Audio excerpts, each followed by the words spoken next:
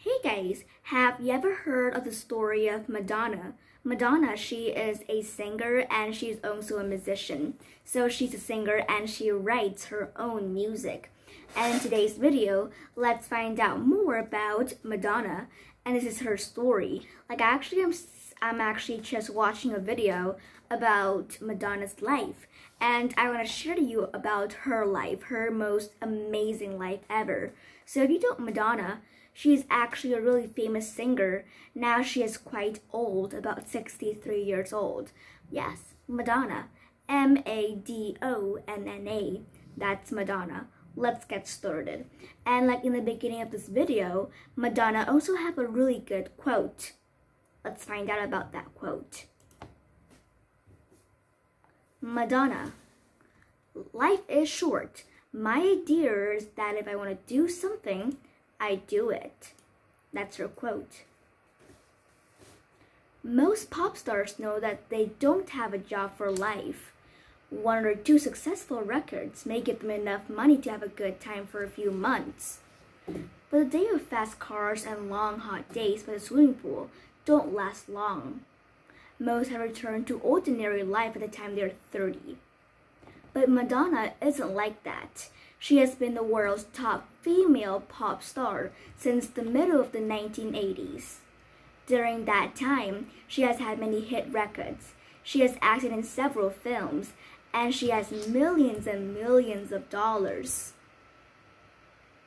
She has won praises for her work, but she has also been strongly criticized by politicians and religious leaders.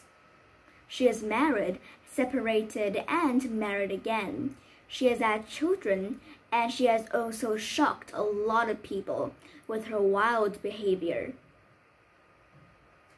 Such people say that she has been successful for such a long time, just because she is a wonderful singer and a songwriter, but most of it isn't as simple as that. Madonna has always made sure that she is in control of her life. She has made careful plans and has cleverly used the publicity that surrounds her. She has also used her success to build a large international company that made big profits. But Madonna started right at the bottom. When 19-year-old Madonna Sukhan arrived in New York City in 1978, she knew that she wanted to be rich and she knew that she wanted to be a star.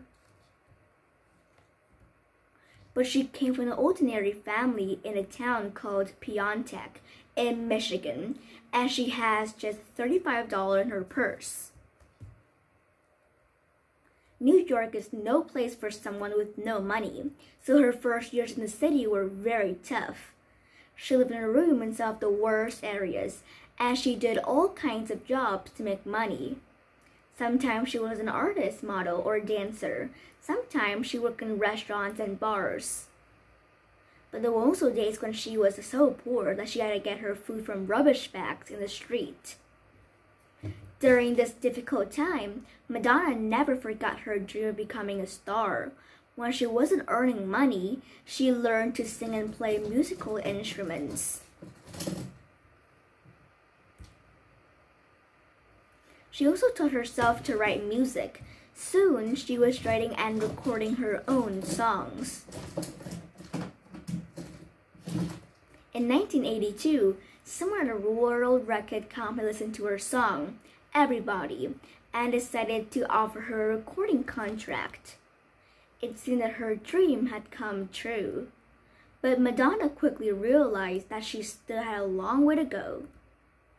Everybody was a dance song, and it was popular in the nightclubs of New York, but most people in the US and the rest of the world didn't notice it. This wasn't good enough for Madonna. She wanted to find a way of getting everybody to buy everybody. In the days of Elvis Presley, the Beatles, and the Rolling Stones, the music industry had been mainly about making music and selling records. Pop stars were really seen on TV, so most people listened to the radio to hear the latest song from the pop world. But in the early 1980s, that started to change. In 1981, an American TV company called MTV, Music Television, started to broadcast pop videos to teenagers and young people across the US. Their first song was Video Killed the Radio Star by the British group The Buggies.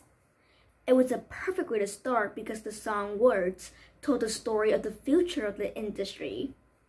Over the next few months, across the US, more and more teenagers switched off their radios and turned on MTV. Soon, MTV had spread to 100 countries around the world. The pop music industry became more international than ever before. Record companies realized that a good song needed a good video to become a hit. Because of this, they started to look for a singer with their own style who could perform well on video. Madonna knew that she could be that kind of star. She didn't just have a great song and a great voice. She also had her own way of dancing and her own way of dressing.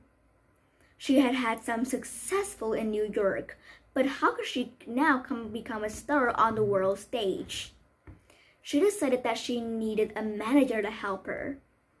Because she was Madonna, an ordinary manager wasn't good enough. She needed the best manager in the business.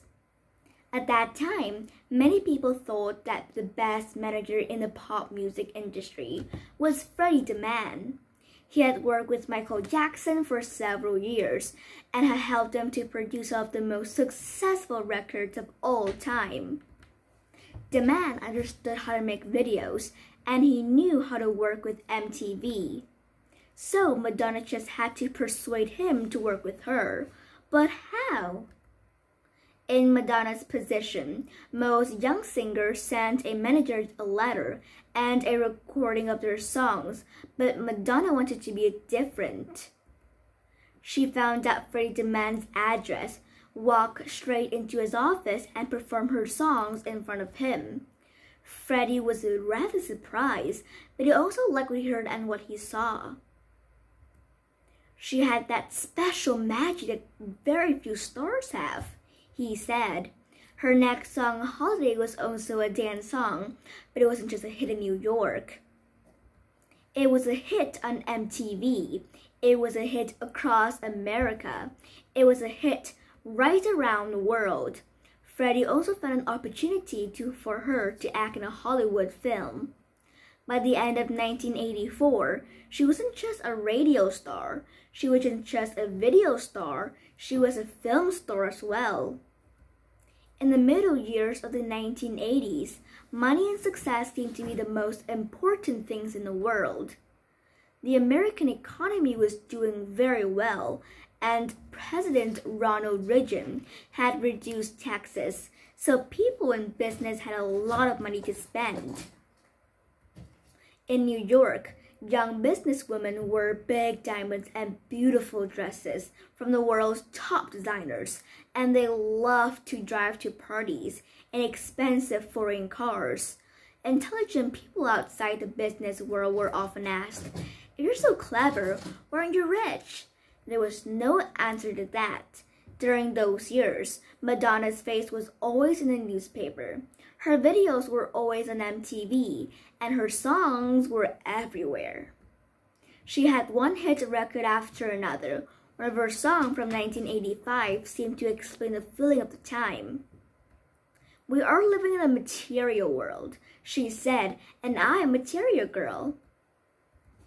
Madonna had always wanted to be a public figure, and her boyfriend in the middle years of the 1980s had very different ideas.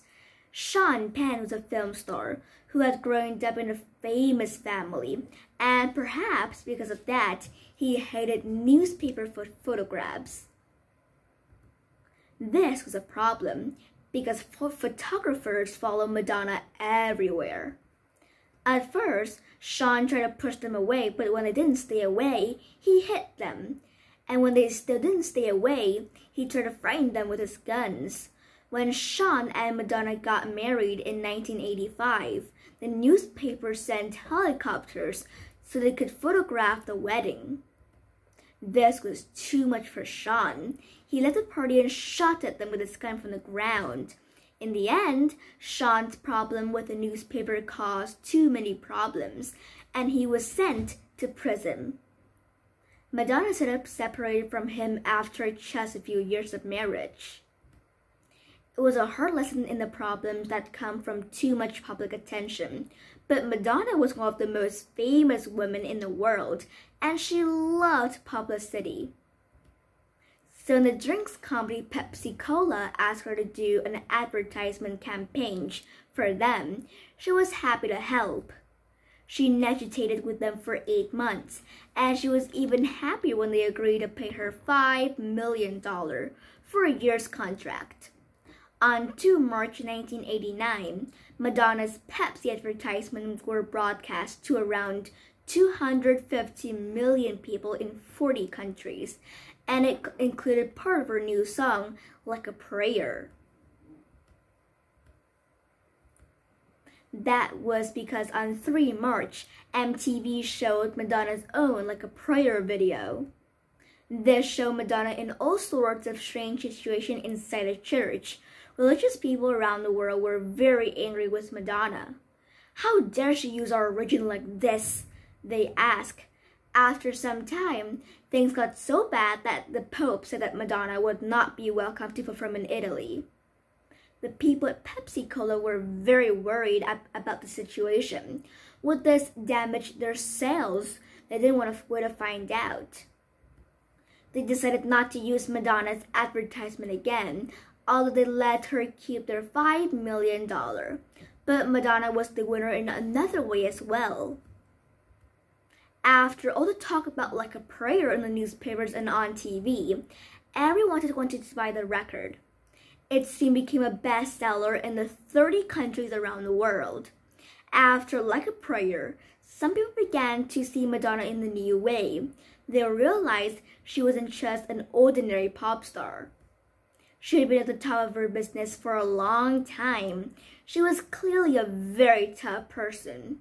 In October 1990, the American business magazine Forbes put Madonna's picture on its front cover and asked if she was the cleverest businesswoman in the US.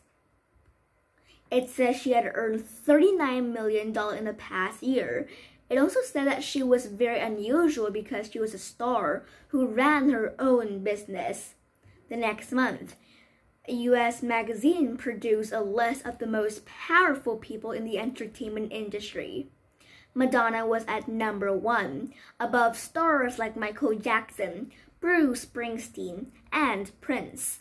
In 1992, she proved her skills as a businesswoman when she signed a deal with a value of $60 million with the big entertainment company Time Warner. The deal meant that she was now the boss of her own company called Maravik. Maravik could produce records, videos, TV programs, and books, and it gave Madonna complete control over her own products. She used this control to surprise everybody again. Maverick's first product was not a record or even a video. It was a book of photographs called Sex. The book was unusual in many ways. Its cover was made of metal and it contained a CD of her new Madonna song. It also contained photographs that show Madonna with her clothes on. In the week before Sex arrived in bookshops, journalists around the world wrote about the book. Many people thought she was making a big mistake, but Madonna was completely confident. She decided to print 1 million copies of the book and to sell it for a very high price, nearly $50. When the book finally went on sale in October 1992, the big question at every fashionable party was, have you seen the Madonna sex book? Have you seen them? Oh, something wrong with it. Wait a couple of minutes. Okay. Some people were shocked by Madonna's photographs, others was angry, but many just went out and bought it. It sold 500,000 100,000 copies in its first week. But Maverick was not just an opportunity for Madonna to produce and sell her own books, records, and videos. It also meant that she could work with other young musicians. "I want a real record label with real artists," she said. "I want artists to have a life of their own and who have a point of view." Madonna and her team of managers listened to hundreds of recordings from young singers as they tried to find the stars of the future. Everyone in the music industry agrees that this is very hard to do. Sadly, most young musicians fail. But Madonna quickly showed that she could find the right people, and in 1995, Maverick produced a record by the Canadian singer and songwriter Alanis Morissette. She was a good choice. Her record sold over 27 million copies around the world. Maverick also made records for hit films like Austin Powers and The Next Best Thing. In 1999, the company had sales of around $750 million. Madonna's busy life means that she can't spend a lot of time in her company's offices like a normal boss. But whenever she goes, she used the internet to communicate with her company managers who look after the company from day to day. Madonna is certainly not everyone's idea of typical business person. She will always be best known for her songs, her films, and her way of life. But as computers, better communication and the internet change business, ideas and style are becoming much more important than machines and materials. If you want to succeed in the 21st century, you need to be able to think of new products and new fashions, and you must also know how to use publicity and how to create the right image. In the factories and offices of the old business world, the business were nearly always serious men in dark suits and ties. But in today's business world, women are proving that they are better managers than they are now, more about the lives of ordinary people. In the expensive designer shop of Chanel and Hanamori, in the hundreds of body shops, and the studio of Harpo and Madonna, the message is clear. Modern woman means business. So what do you think of Madonna's story? I think it's great, actually. I love her story. So bye!